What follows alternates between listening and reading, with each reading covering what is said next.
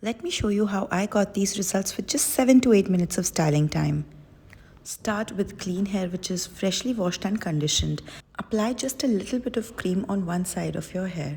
I usually rake in the cream and also use spraying hands motion to minimize the frizz. At this point, I am not going to scrunch it because we are not looking for definition right now. Do you notice I don't apply the product near the roots? This is because I'm looking for volume, and if I apply the product too close to the roots, it will not help me with the volume. I go on and make sure that every strand of my hair is covered with cream. Now I will repeat the same thing on the other side of my head. My hair is not dripping wet right now, and that is something that we need to get good clumps and definition. We're going to take care of that later. After I'm completely done applying the cream, now I'm going to go ahead with the gel. I will be using 2 gels and total quantity of the gel will remain the same that is needed for my hair.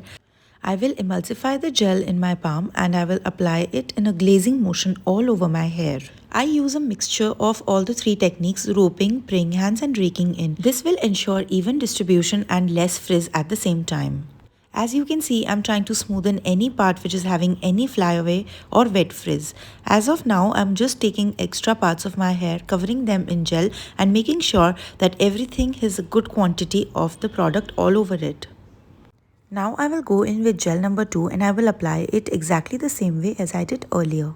Adding 2 gels is inspired by Honestly's 1-2-3 technique, which helps with more definition and less frizz in the humidity. I also love how the definition lasts for days when I use this gel technique.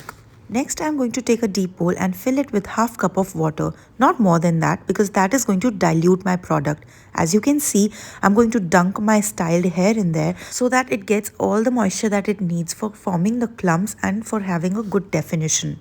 I honestly love this method so much because my hair is fine. So, it doesn't really need a lot of product. As you can see, I have applied really less product and adding this method actually helps them hydrate.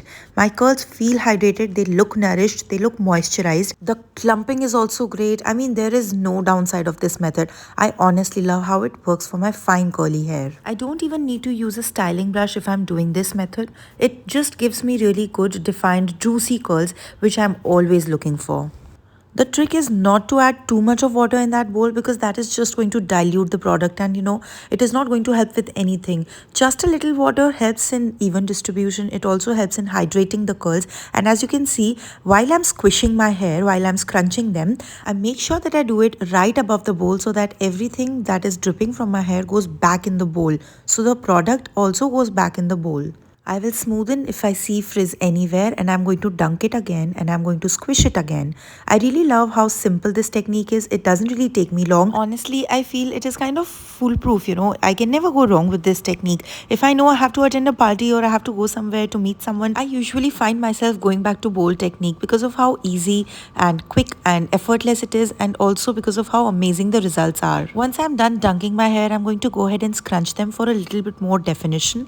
I am just trying to separate if there are extra thick clumps, which I don't want because my hair is already thin as it is. I will go ahead with scrunching it and using praying hands in between if I feel like there is any frizz.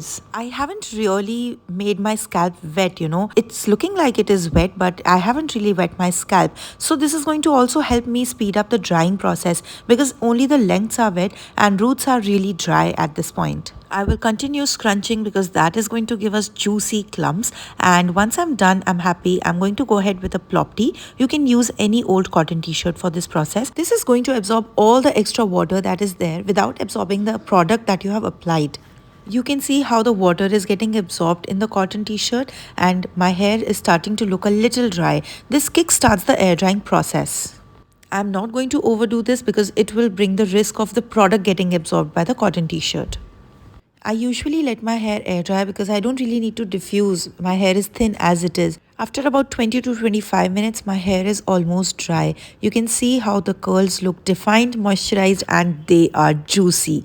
Now I'm just going to start shaking the roots so that my hair starts getting fluffier. And I'm going to break that gel cast using praying hands motion.